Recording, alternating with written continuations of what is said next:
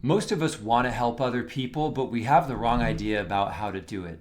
And I think this is conditioned from our society and from our position in the world, that the United States has been such a prosperous country for so long.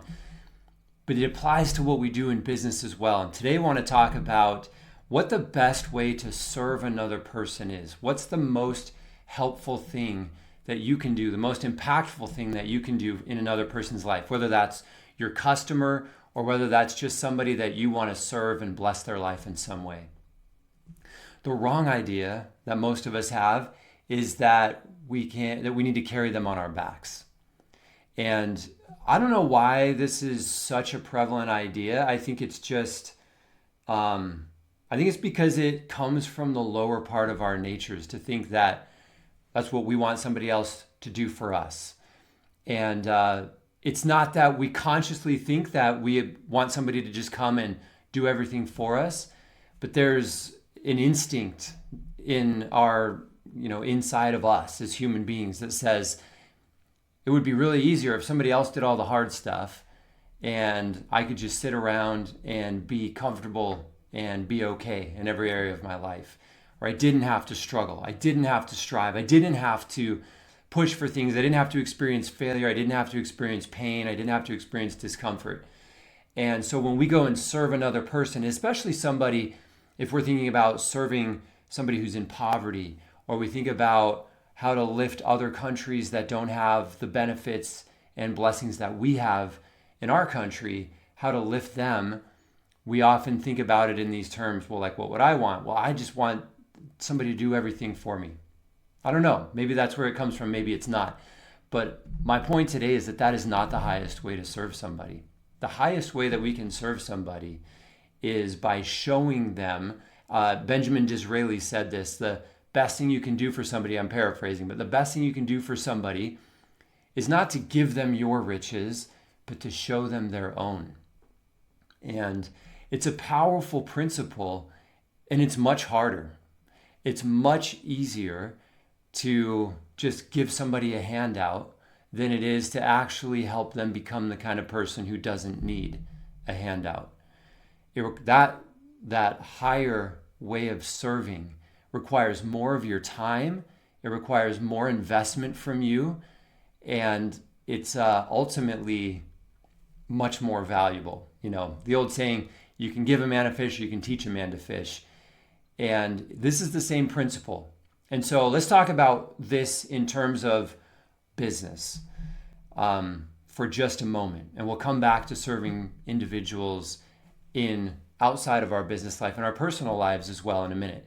But in business, so often we treat our customers as somebody who we just want to give them a fish. We treat them as somebody who just wants a fish. And I know there are all kinds of reasons we might do this, influenced by things like shortening attention spans, the need for frictionless experiences if we're going to convert at a high level, and things like that. But we are losing a focus on some of the most critical things that would drive value in our businesses and value for our customers and our clients if we forget this. And so I want to talk about a couple of those things. Number one, we always, in SaaS, we almost always treat our product as if it is a solution to a problem. We always call our product solutions. Here are our solutions. Here's our solution. And that's, that vernacular is fine. But we have to understand that it's slang and it's a vernacular, and that our product isn't actually a solution. Our product is a tool that a customer can use to solve their problem. What's the difference? If your tool is the solution, then your customer is a victim who just needs somebody else to solve their problem for them. And that is not an inspiring place to come from as a marketer. It's not an inspiring place for your customer to be in. Instead, don't treat them like a victim who needs you to solve their problems. Treat them like a powerful individual who is on a path of growth, who's on a hero's journey. They're the hero, not you, not your product. And they can use your product, but they need more than a tool. They need, like, your product isn't the sword and the stone. It's not Excalibur that just by pulling it out, everything is solved in the kingdom of Camelot. Your product is a tool that your customer can use, but they also need knowledge. They need it. They need experience, wisdom that comes from that experience. They need processes. They need structures, standard operating procedures. They need decision trees. They need to know when to go left and when to go right based on what they're seeing in their business. And you have that knowledge as a marketer at the company where you've already been down this road, where you've created this incredible value in your product. You have all the knowledge and experience that your customer needs. You see it 100 times a day when they see it once a day, when they see it once in their whole career, and you've seen it many, many times. And so you can share that, and that's one of the things that we're missing. So number one, we're treating the product as like it solves a solution. And then number two, we're not giving them a journey that includes the things that will help them grow in the ways that they want to grow. They want to grow into somebody who solves this problem. Okay?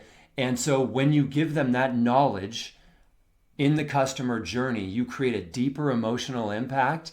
You create a vision for your customer, your client, that shows them who they could become if they have this knowledge and this tool to be a solver of this problem, to become somebody who is capable and competent at solving this problem.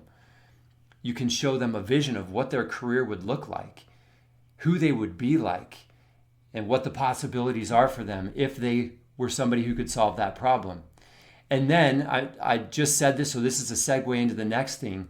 You know, you want to, right now you're just giving them a product and saying this will solve your problem. But instead you want to help them become somebody who can solve that problem. They're the one who is empowered.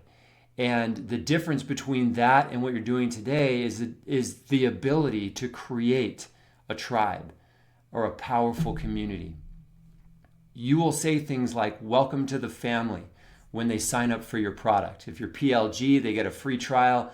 You're like, welcome to the family. Maybe you don't say those words exactly, but many companies do. And there's this vibe of like, hey, you're a user of our product now. Isn't that cool? It's actually not.